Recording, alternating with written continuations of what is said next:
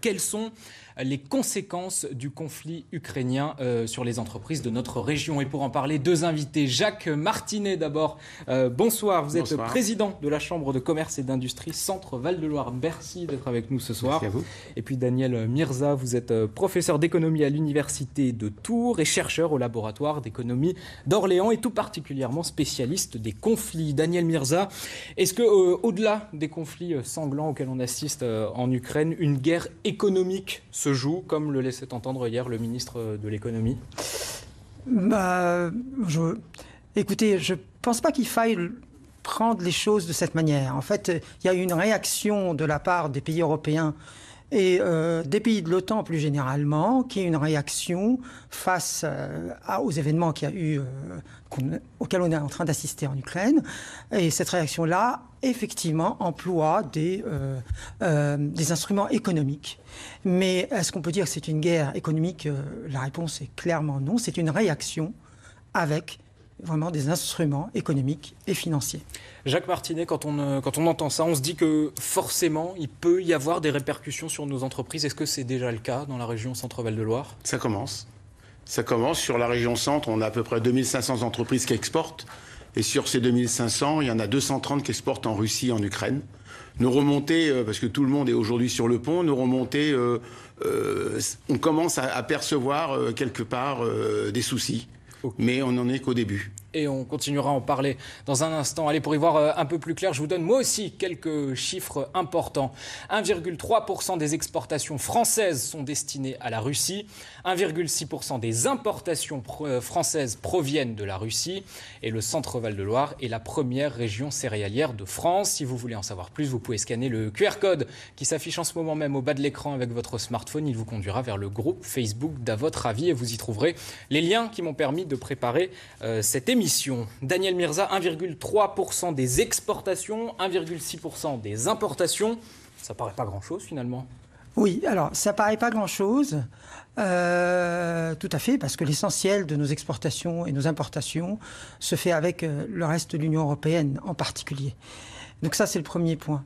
Le deuxième point, même si ça paraît pas beaucoup, tout de même, il va y avoir des implications économiques. Alors, indirectement parce que on est en train d'exporter à tout un tas d'autres pays que la Russie, mais ces autres pays-là, qui sont les pays européens, nos voisins, pourraient être encore plus affectés que nous par les événements. Alors pourquoi plus affectés que nous? Parce que tout simplement, ils sont plus proches de la Russie. Je pense à l'Allemagne, je pense à l'Italie, et surtout, ils importent beaucoup de pétrole, de produits pétroliers, de pétrole et de gaz.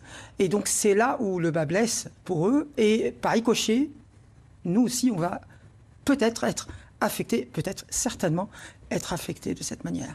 Alors je pourrais développer un peu plus, mais c'est à vous de me dire. On aura le temps de le faire, on aura le temps de développer. Jacques Martinet, on a donné les chiffres nationaux de l'import-export. Est-ce que vous avez peut-être des chiffres régionaux à nous communiquer? Oui, à peu près. La balance import-export est plutôt bénéficiaire.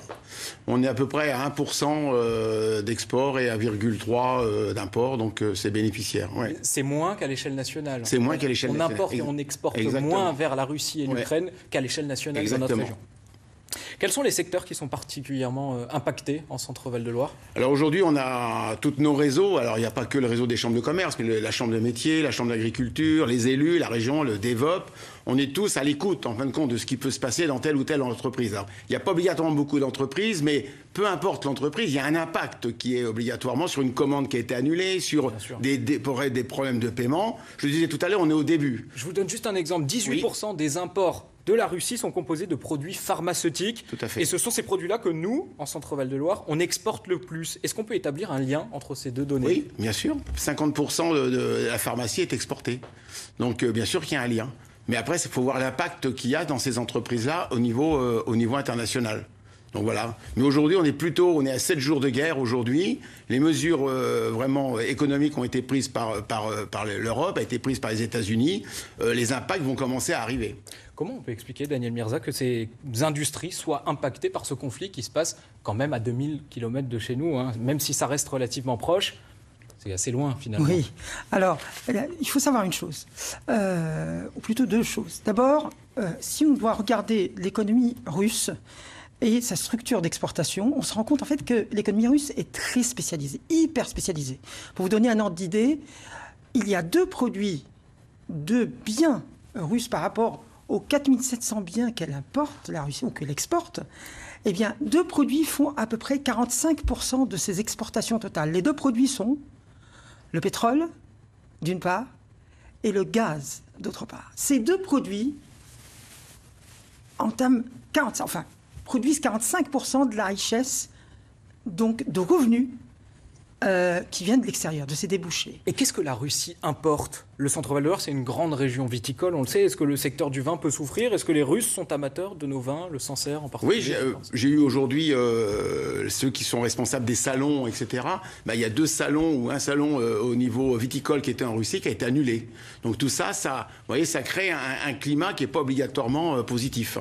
Et parmi les autres secteurs en souffrance, on en parlera avec nos deux invités juste après. Il y a la céréale, le blé en particulier. Et le Centre-Val de Loire est d'ailleurs la première région céréalière de France. Inquiétude légitime donc chez les producteurs. Vous voyez ce reportage tourné dans le Pithiviers par Romane Sabatier, Charlie Krief et Didier Lepape. Sur son exploitation de 150 hectares, ce céréalier du Pithiviers suit avec attention la situation en Ukraine, le 4e exportateur mondial de blé. Les impacts sur son activité devraient se faire ressentir dans les prochains mois. On achète des céréales toute l'année, les 3/4 des marchés sont faits. Par contre, si effectivement ça devait perdurer, on va dire jusqu'à la nouvelle campagne, jusqu'à la récolte prochaine, effectivement ça aura des conséquences. On parle souvent de la baguette en symbolique, mais il faut savoir quand même, c'est seulement 15% du blé français qui va dans la meunerie française en général. Donc, alors que pour les producteurs de porc, pour les producteurs de volailles, l'impact du coût des céréales sur leur alimentation, sur le coût de l'alimentation, c'est 60-70%. Donc c'est nettement plus impactant en fait pour les éleveurs de viande blanche en général. Beaucoup d'incertitudes donc, mais du côté de la bourse de la zone euro, c'est du jamais vu. Dans la soirée de mercredi, la tonne de blé se vendait 294 €, 342 le lendemain. D'habitude, c'est une variation de l'ordre de 3 à 4 € seulement. Les cours maintenant sont imprévisibles, ils peuvent être fortement à la hausse comme fortement à la baisse. On a préféré couper les offres et ne pas proposer de contrat aux agriculteurs à court terme, le temps que les choses se rééquilibrent. Se rééquilibrer, mais pour combien de temps ?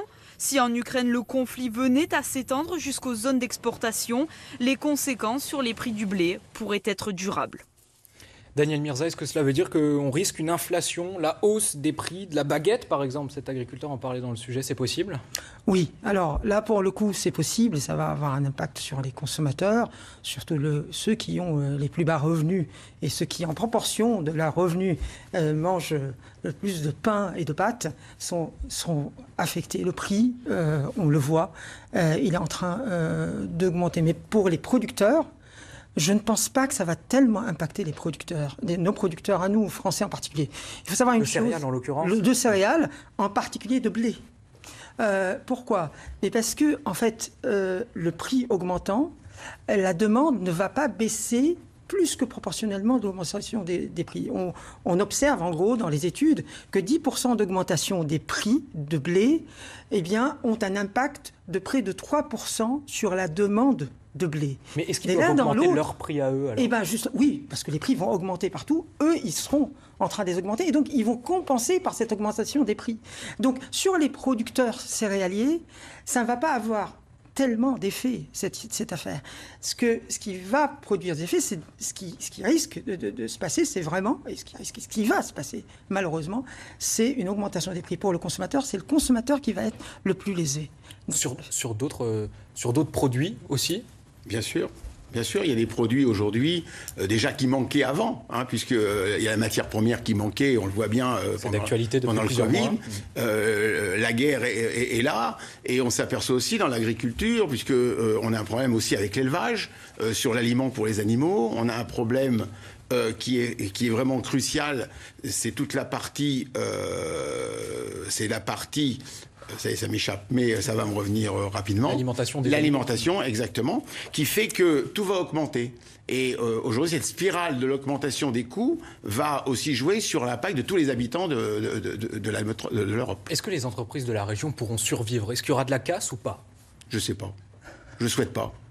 On ne peut pas y répondre à cette question. On ne peut pas y répondre aujourd'hui, puisque aujourd'hui l'impact économique et les mesures drastiques qui ont été prises par l'Europe et par les États-Unis, par le Canada, par l'Australie, vont prendre effet dans peu de temps.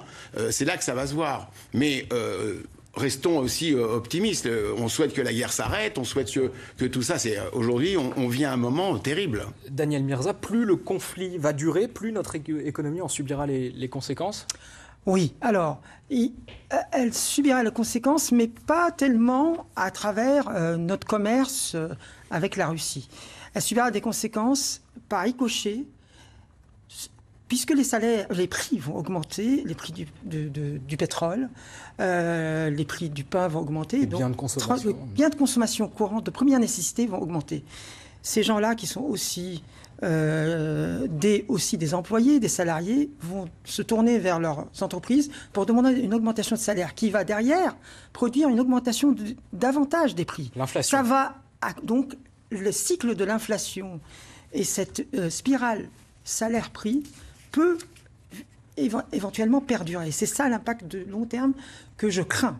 Merci. Finalement. Merci beaucoup, messieurs. Vous avez été très clairs ce soir. Merci à tous les deux d'avoir accepté notre invitation et merci à vous de nous avoir suivis. Tout de suite, c'est ici